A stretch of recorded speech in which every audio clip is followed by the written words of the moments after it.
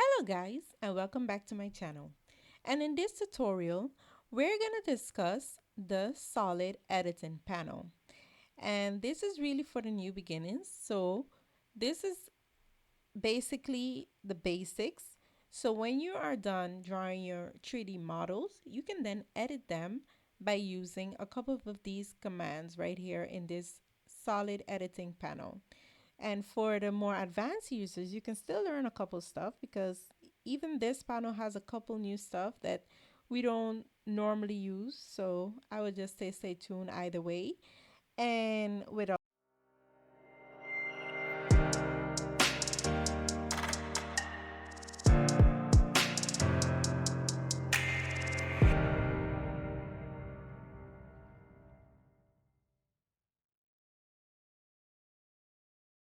welcome back, guys. Now, first of all, before we start, let us make sure that our view cube is active. So in our panel view or our tab view, and then you clicked on view cube. And this is so that you can view your drawing in a isometric view. This is best because when you're drawing 3D, then you can see a 3D view instead of watching the top or the left or the right or the front of any kind of angle. The best angle would be a 3D angle. Now let us go to our 3D tools and let's start with a press up tool. And the press up tool is to press up whatever shape or form you have, meaning your 2D shapes, like for example, this rectangle. And let us go to my 3D tools. And right here we have the push up tool, press up tool. I say push up, it's actually press up. And then you can then just basically press up. And then here you can enter a value, let's say 100. To be able to enter value, you have to make sure that your dynamic input is set is on. So by just clicking this icon right here, dynamic input, then you would have that pop-up menu that appears to enter a value. Or else you would just have to enter the value here on the command line. So that is how the push up, press up works. Now let us go to our, let's see what else our push up has. Basically nothing else. So you just select an object or a bounded area like this right here. It's trying to press up this right here, and that is the same thing. As you can see, when you're using the press up tool, anything else that is enclosed within that, any lines that are in it, it's going to just press up the area. So meaning it emptied out this part that with this rectangle was in. So it just excluded that because it took the boundary from the outside of this rectangle plus the inside of this my border that I have here. So that is the press up tool. It's very handy. It's very quick to use. You just draw a shape, a flat shape, and then you just press up. Now the offset edge is just to make a 2D form or a 2D geometry of the edges of a 3D shape. So meaning if I click on this, as you can see, my edges are highlighted that it is going to offset. So I want to offset this. As you can see, it offsets those edges. And then when I type in the value, I want to offset 100. It turns this into a polyline. As you can see, it is a polyline, so it is a 2D geometry. So it turns your edges into a 2D geometry. Now, furthermore, this does not have any other options. As you can see, it just offsets the face um, of your 3D. Now let us go into the Fillet Edge tool. And the Fillet Edge tool does have a couple of things that we want to take into consideration. Now, first of all, you have your chain. And the chain is first of all, you have your edges. And the edges is just you selecting every edge one by one. Now, when you select the first edge, actually, even before you select your first edge, it will be kind of handy if you would set your radius for your edges. AutoCAD has it by default radius 1, but by typing in or clicking on radius, you can change the radius that you want to turn it into. So here I made it to 10. I made my radius value 10, and now it's again asking me to select the edges I want to set my fillet. So here we have this edge and this edge, and these are my fillets. And then I just press space, and it is asking me again for my radius. Let us say I want to turn it into 100. Well, it didn't change it because they already set it. So now if I select my fillet again, and let's change the radius to 100 because it's kind of small here. So here you can see very much faster what is the fillet is doing right now here. As you can see, it has a radius of 100. Now, if I click again on radius on my fillet edge, you can then select a chain. And a chain is basically, it will select a chain of, how to say it? It's like, let me draw a shape for you guys. So let us draw a couple shapes. And then I will show you what the chain does.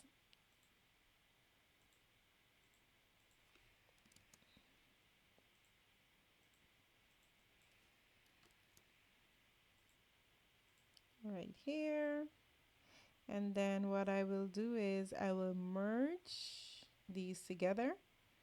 So I will explain this one time, the union.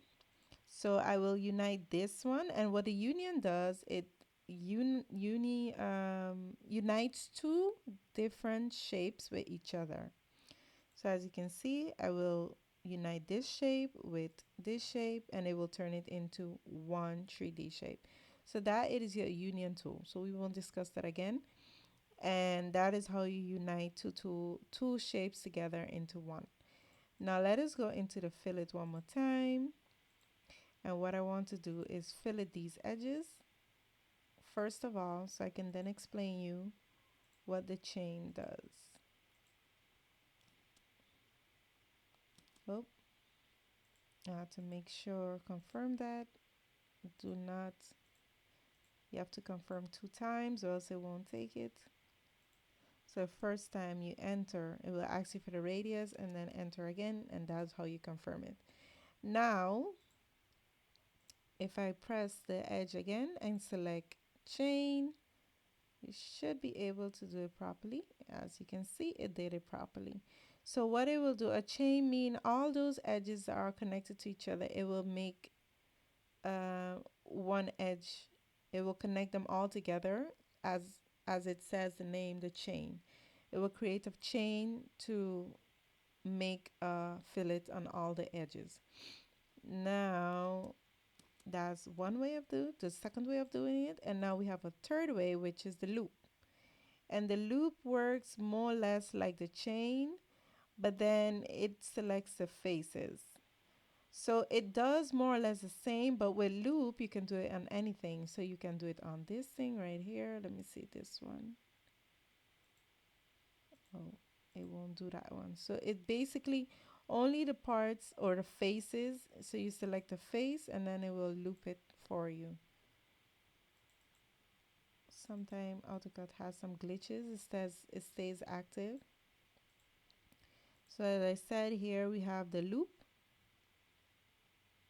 Let me see. And it selects all my edges that it's connected to this line right here. And what it does, enter an option, accept or next. So then you can click next to see the next chain or the next loop. But we will accept it. Most of the time you will accept it. And then make sure you press space to select it. And then space again to confirm it. So that is how that is how you use your fillet. Now, furthermore, we have a chamfer edge. And the chamfer is not a round edge like the fillet, but it is how to say it? like a wedge like edge. So just like the radius, we also have to set our distances for our chamfer. So before you even do anything, you can then press of type D, press enter or space, and then it will ask you for the first distance. Now let me set this one to 100, and it's now asking me for my second distance. Let me set this one to 50 so you can see that there is a difference.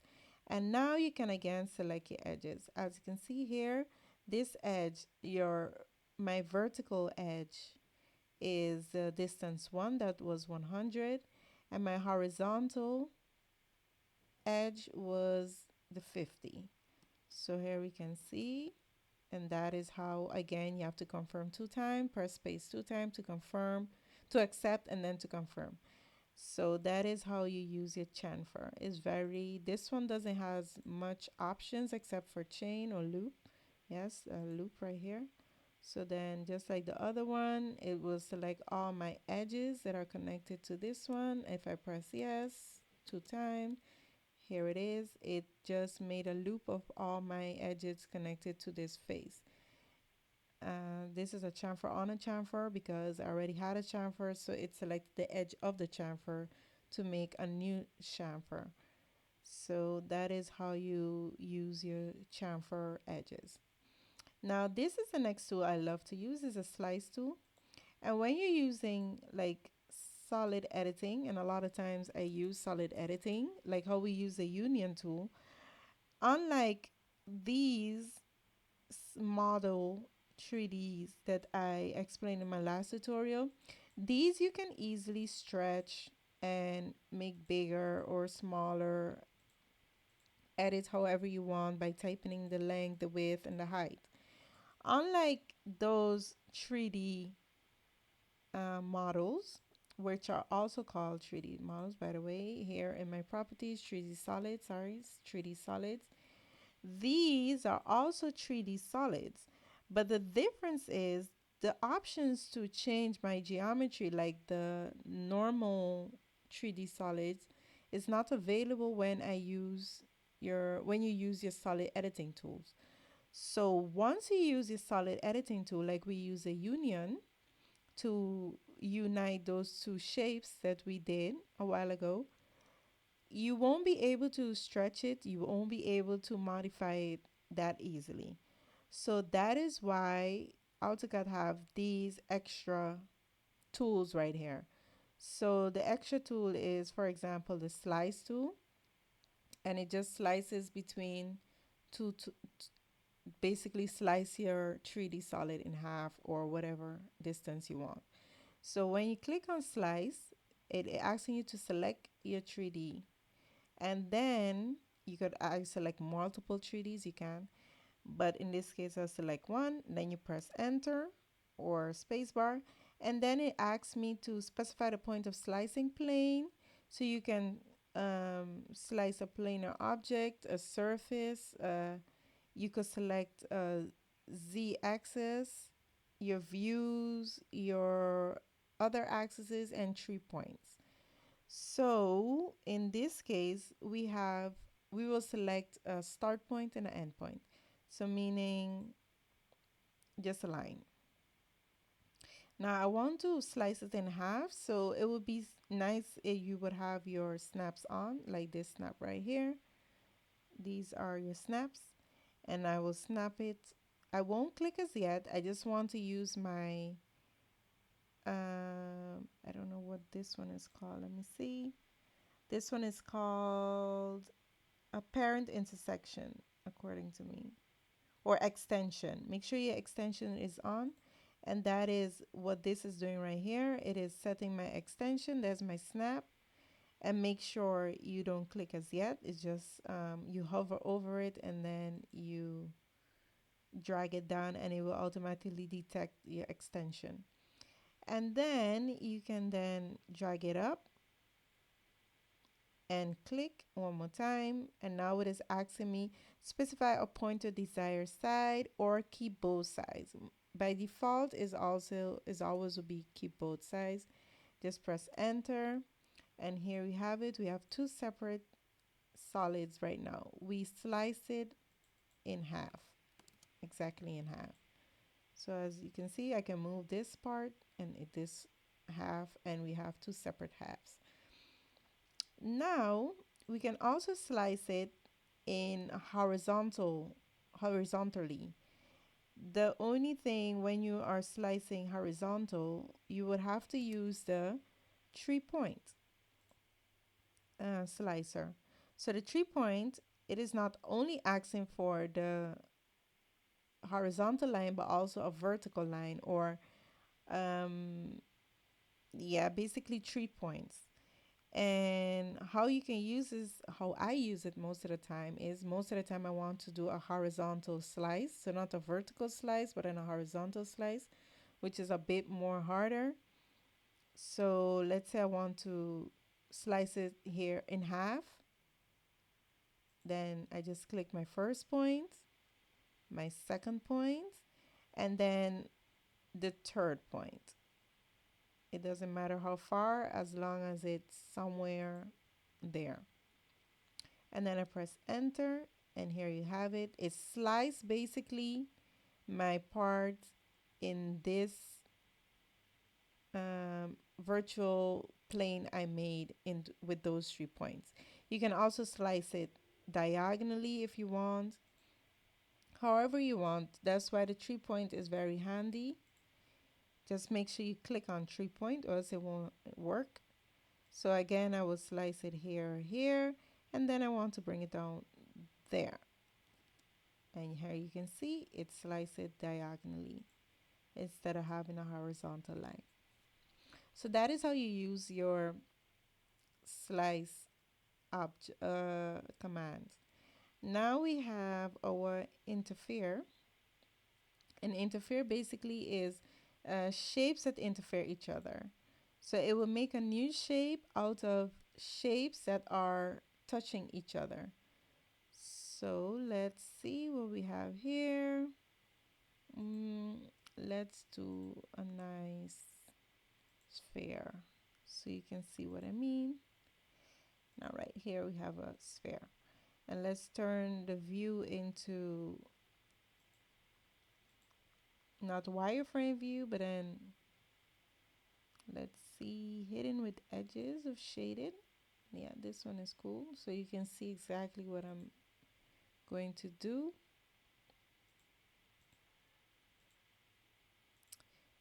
Before anything, I would like to also, no, I will keep this for after. Let's go in order. That's how we get kind of confused. So interfere will make a temporarily block from the interference between these two blocks, meaning wherever these two blocks are touching each other, it will make that into a block. So you select the first one and the next one, and then press next, and filter mesh objects from the selected. Convert selected objects to a smooth 3D or surface. Yeah, let's just do this one.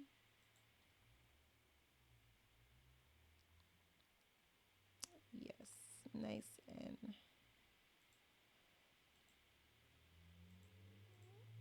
okay, I think I should do it properly. Where is it? Yes.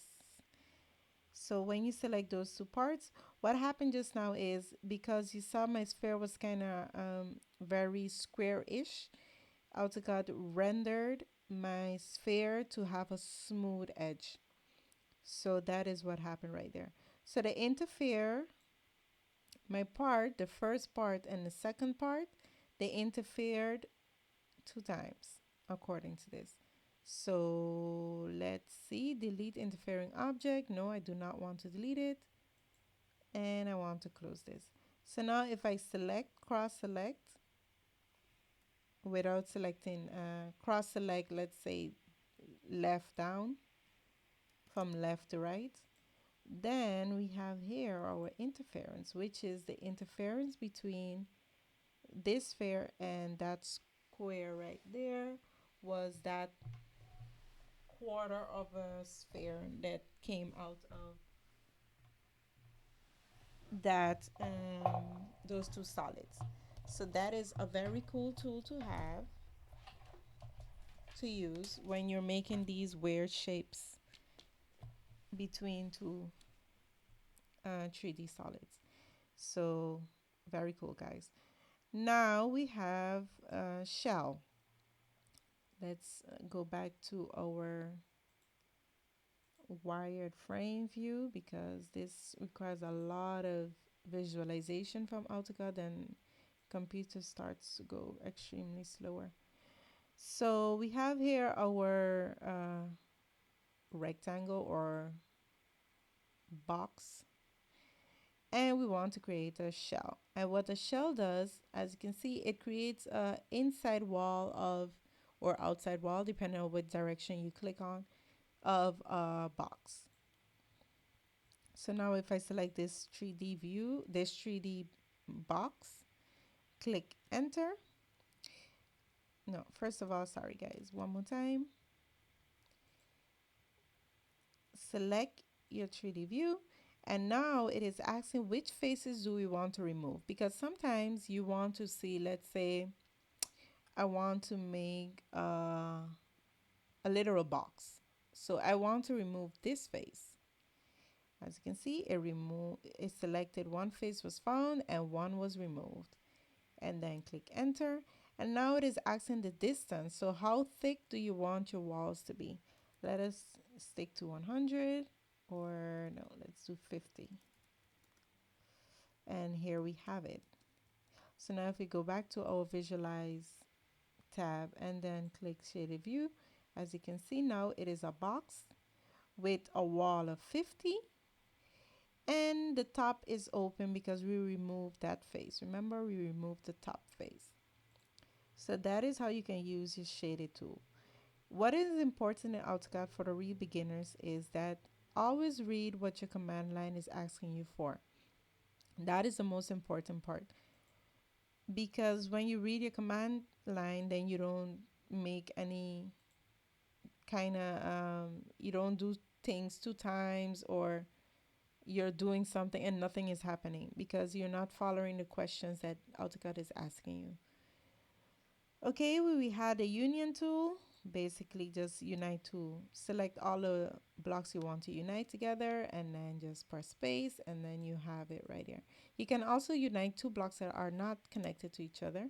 It will still turn it into one solid. It's just that it's not connected to each other. And the reason why I did this is because this tool right here, it's called separate. And separate does it separates two blocks that are not touching each other. As you can see, you just have to select the block and it will just separate it. Just press space and then it will separate it. That is because it will, and it only works when two blocks are not touching each other. If two blocks are touching each other, it won't work. So let's say like this, but it is logical because if two blocks are touching each other and you decide to unite them, so to use a union tool, it will turn it into one. So there is nothing to separate here because it already is one. The only thing you can do when you have two blocks that are touching each other and you want to separate them again, you can just use the slice tool that I demonstrated. Let's see what we have right here. We have also the clean, removes all redundant edges and verticals on the 3D. Most of the time you won't need this, but let's say you have a lot of edges, a lot of, let's see right here, we have our, let me see, copy edge, imprints, for instance. When we have a lot of imprints, for example, this, that it imprints something on your 3D, then you can just clean up the edges by using that tool. And also you check is just checking to see if a solid is corrupted or not, that it is a good solid. That's just for further use, that AutoCAD recognizes it as a solid, and that you don't have any corrupt files or corrupt blocks or corrupt solids that you may receive from third parties or any other um, software that recognizes, that AutoCAD recognizes, but some parts are not very or completely communicated between the two softwares. You may have those kind of issues. Now we have, let's see, let's use this one right here. So let's just say I have this quarter sphere right here, and let's move it to the bottom. And I want to remove this part of my sphere from this box. Now we have our subtract tool. And what the subtract tool does is subtracts one body of solid from the other. Now, the only difference is you have to know in which order you do this. First of all, the first block you have to select is the block you want to keep. So you select it and then you press space or enter. And now it is asking you which block you want to subtract from the one you just selected. And I want to select this block. And what it will do, it will delete this block from it. So that is why the order is very important.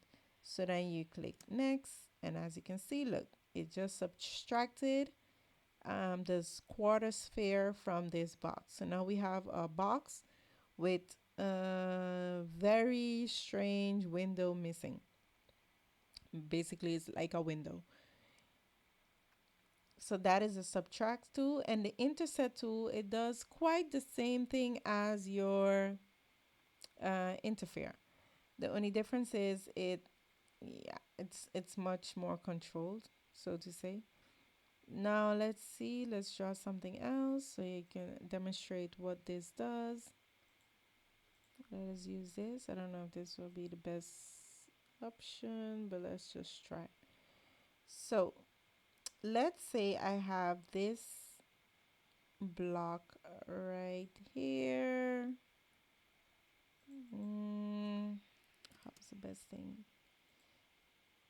And that is the trick of AutoCAD. The AutoCAD trick is when you want to draw something, you would have to still think on, okay, which command can I use best to achieve the required result?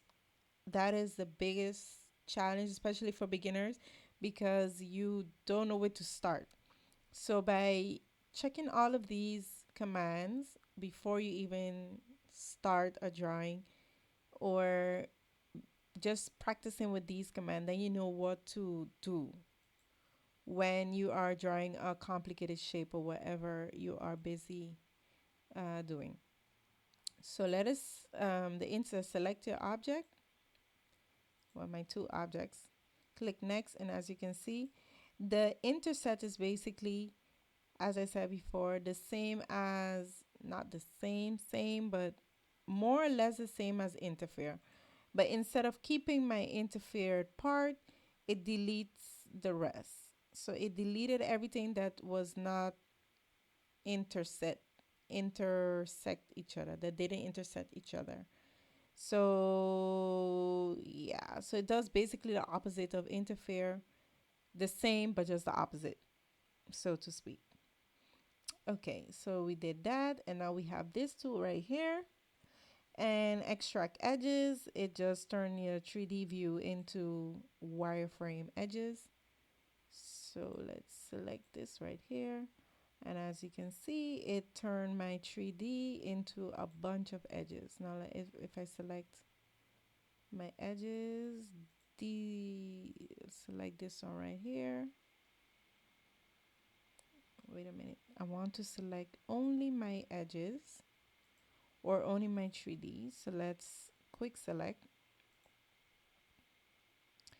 And then 3D tool, color, let's just say white. Okay, it's kind of difficult to select your edges when everything is in your 3D. Okay, so I deleted one of the edges so I can be able to access my 3D, so I can delete the 3D.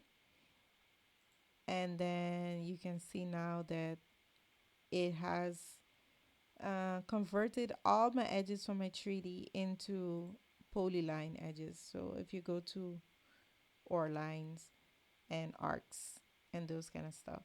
So it turned all my edges into 2D geometry, meaning your simple 2D geometry if you would like this to happen. Now let us see what we have next is imprint. And imprints a 2D geometry on a 3D solid. So if I have, let's say a circle right here. Right now it's two separate things because we have our circle and we have our 3D. And if we go into imprints, again, select a 3D drawing or surface. Okay. And sorry, select your 3D drawing or surface and then select your imprint. Do you want to delete the source? Meaning, do you want to delete the original circle? Let us just say yes. And press enter. And as you can see, the circle is now imprinted in my 3D. So it is part of my 3D. So if I move my 3D around, my circle is still here. And that is imprint. Now let us see if this works. Clean. Imprint.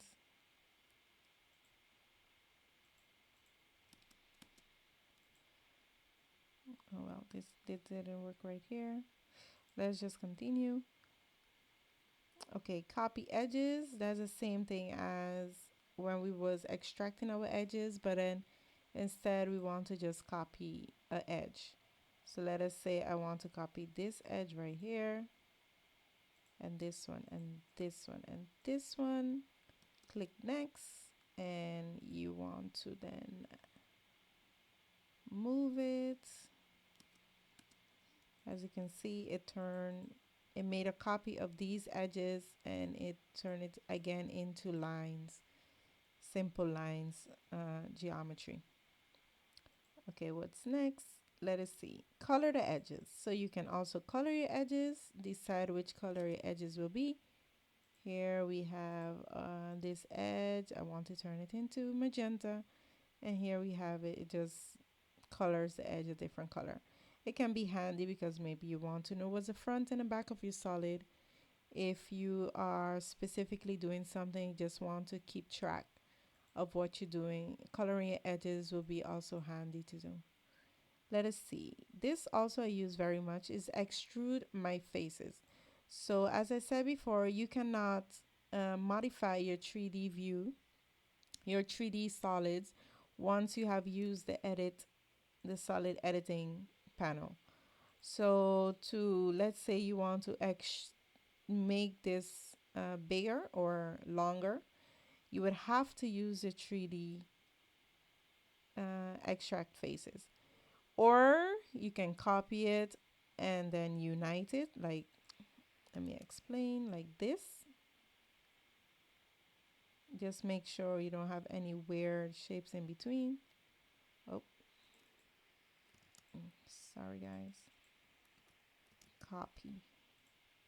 You can copy it and make sure you have a couple shapes next to each other to cover all the holes. And then you just decide to unite it. You can do it like this. Okay, why this is like this is because I didn't copy it straight. So you have to make sure to copy everything straight or else it will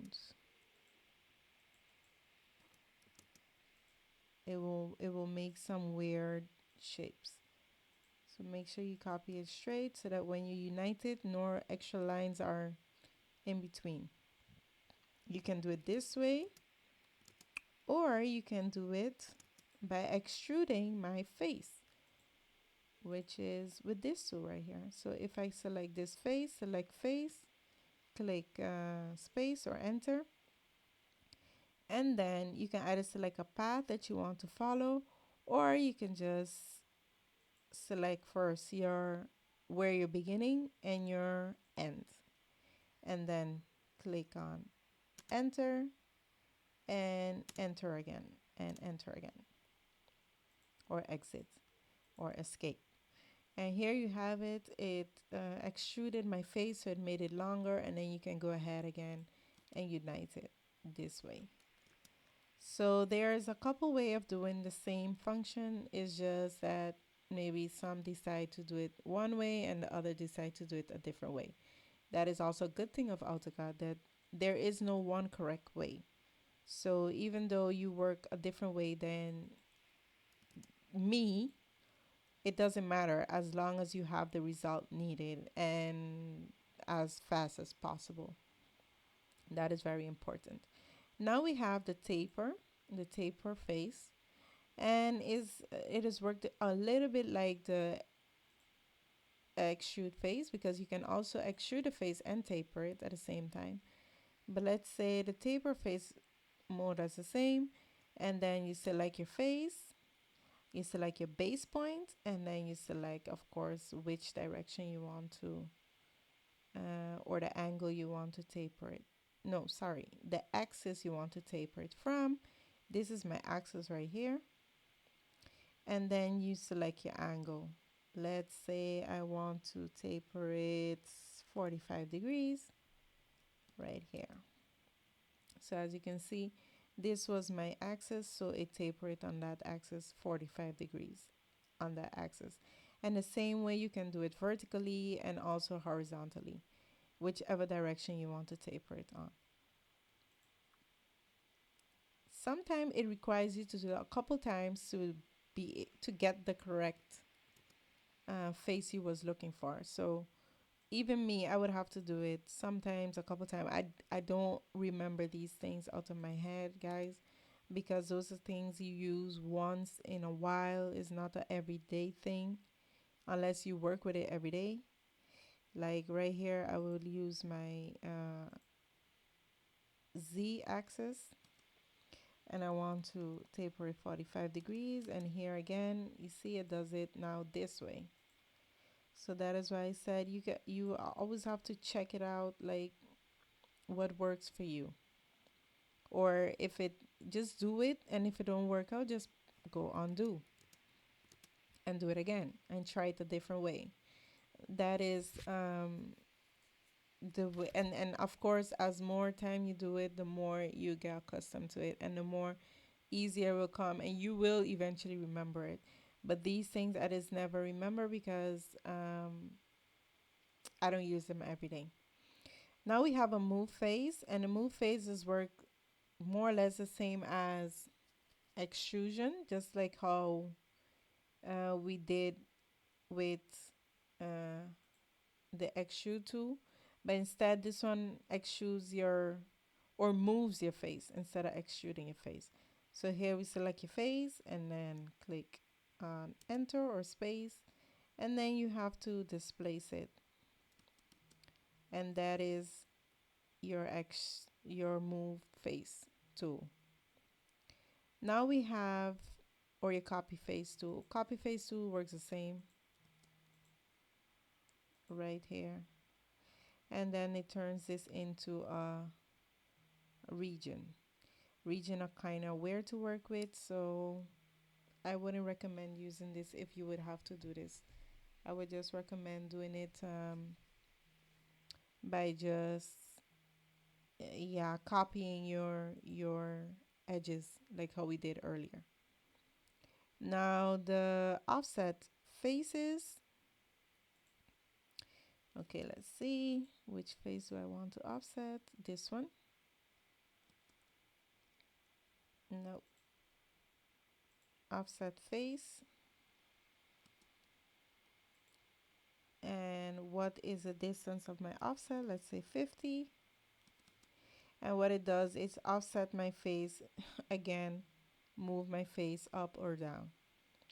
And a rotate face is basically AutoCAD. I don't know why they have so much options to basically do the same thing, because now we have again rotate face, but what it does, it tapers it. So be my guest, guys, explore these extra options, but I don't see really the need for it if you can just do it a different way. But as I said, everybody have their own way of doing things. Maybe you find this easier, maybe not, but everybody have their way of doing things. Now this one is to delete a face. Now this, according to me, this face cannot be deleted. As you can see, let's see if we turn it into a mesh.